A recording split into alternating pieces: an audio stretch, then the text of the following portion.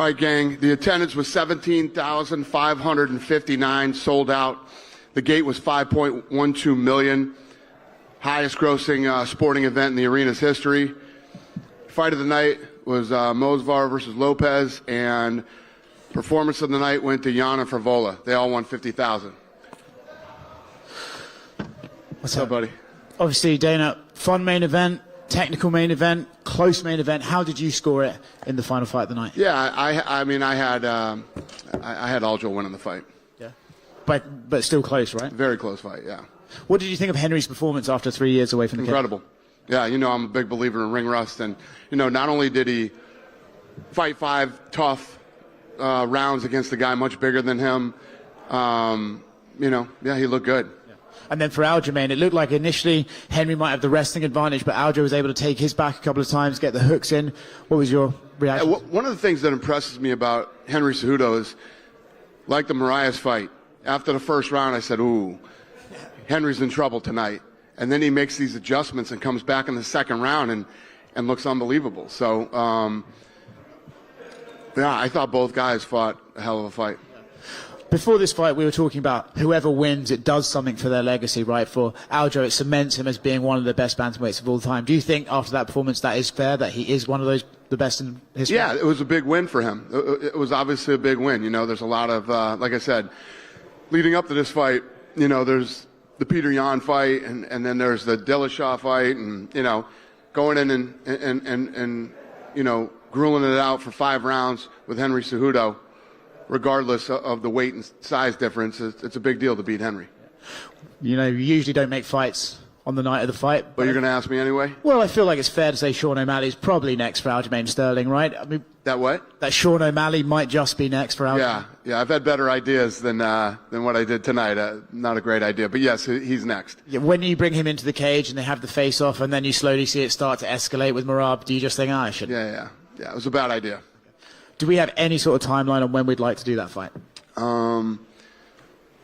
Yeah, probably August. Okay. In Boston? Probably. Okay, cool. Gilbert Burns, Bilal Muhammad. Bilal got the win. Gilbert looked to be fighting kind of injured. I'm curious of your reaction to that fight. Yeah, he had a tear in his shoulder. I think it was that first scramble on the ground there when he took him down, and he's got a tear. Yeah. And we're safe to say Bilal is fighting the winner of Leon versus Colby. And what's that? Bilal. Yeah, 100%. Okay, and the last one for me, I wanted to sort of give some props to Diego Lopez. Stepped in on 5 days' notice against Mosvar, nearly tapped him in the first round, fought really hard in the third round. On 5 days' notice, pretty impressive. Awesome. Incredible performance. Kid's got a ton of heart. He's an absolute dog. Loved every minute of it, yeah.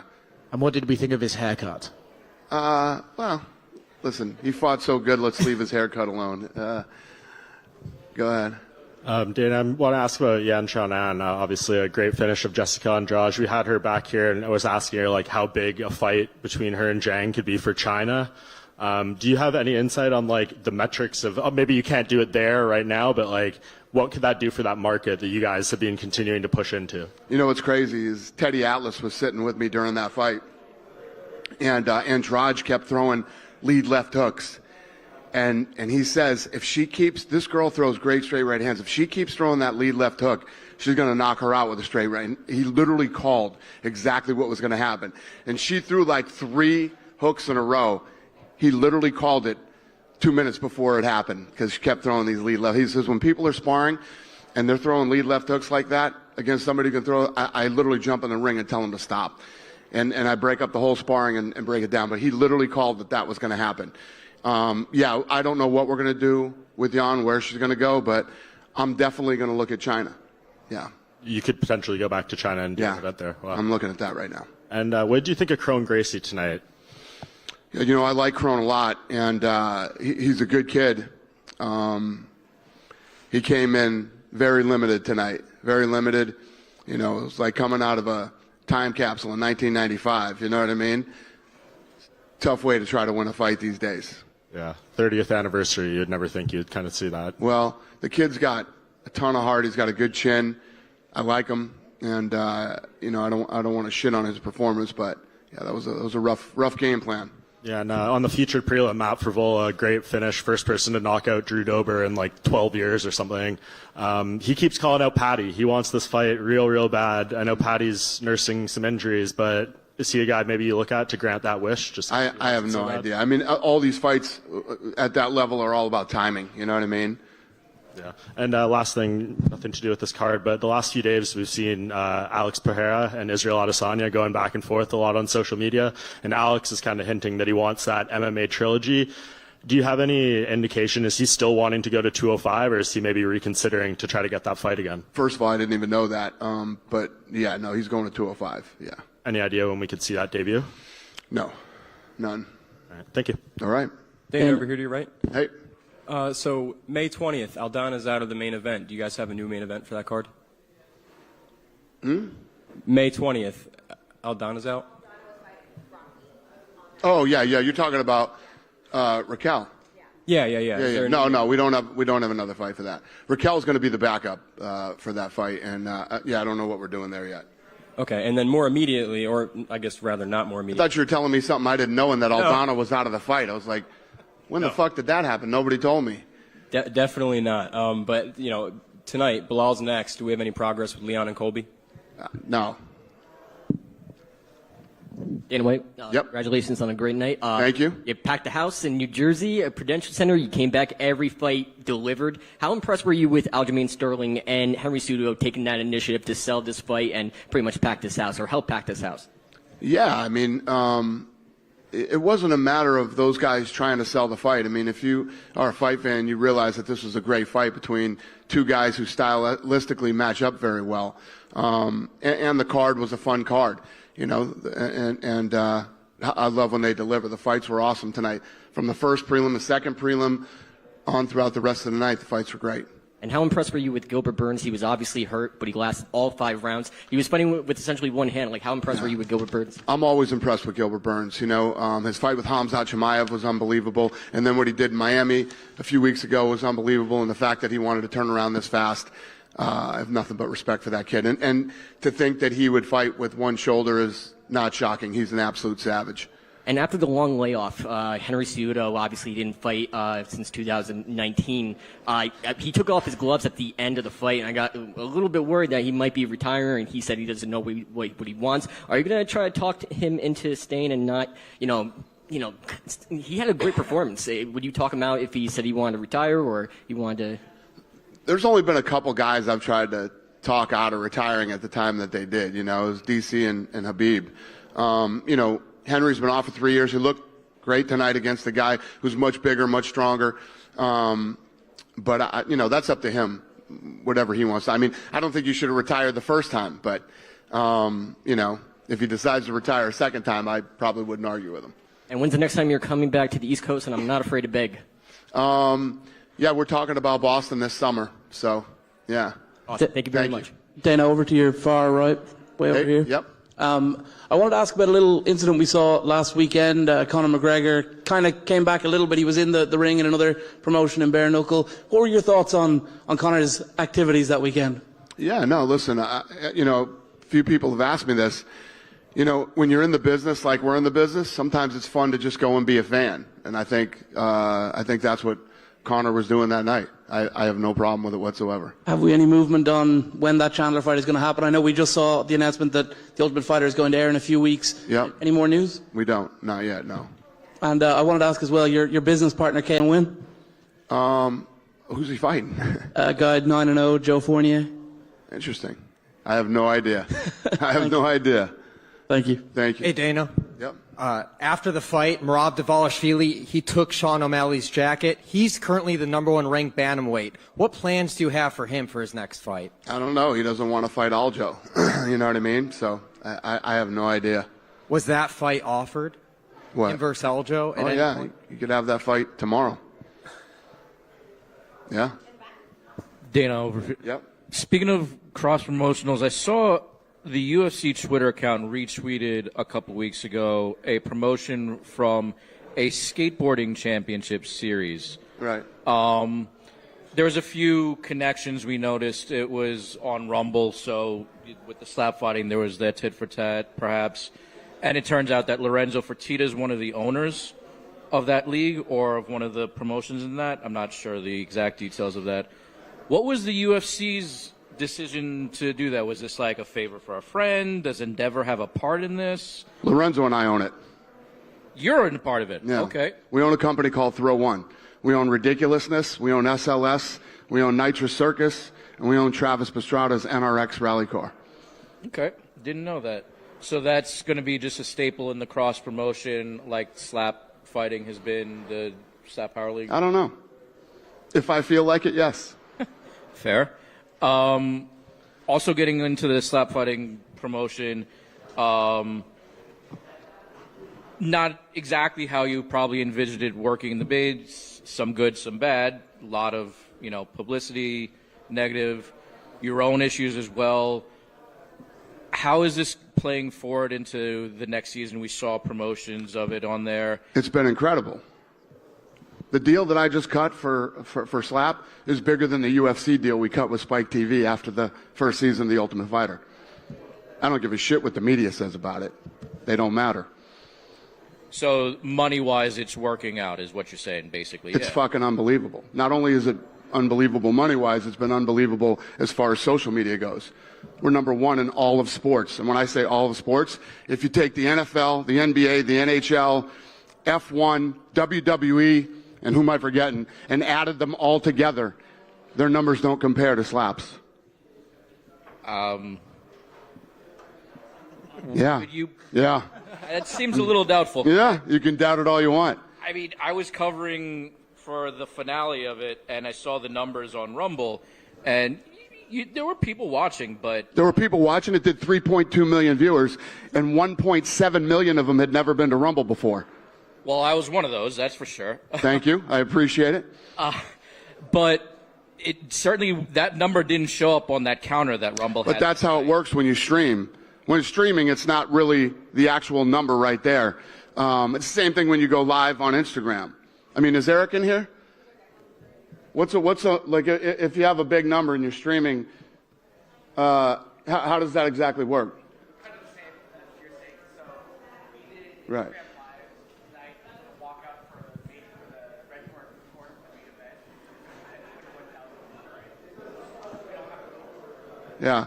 So he was saying 21,000 concurrents. What's a massive number when you're streaming? I mean, we were the biggest stream on a Saturday for Slap. The good thing is that most of you guys don't understand social media and how it works. And what publication are you from? MMA Mania. Okay.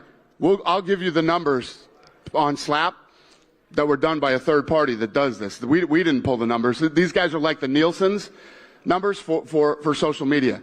We destroy everything in sports with Power Slap. Okay. And are you at all concerned that some of it is perhaps, and I'll apologize in advance because it sounds a little rude, but no, fire away. Some of it might be laughing at, not with kind of a deal, like bad publicity being, Do you think I give a shit? That's I just did a deal that's bigger than the UFC did when they went on Spike TV. I don't give a shit who's laughing. You know who's laughing? This guy. There you go. That's who's laughing. That answered my question. Thank you.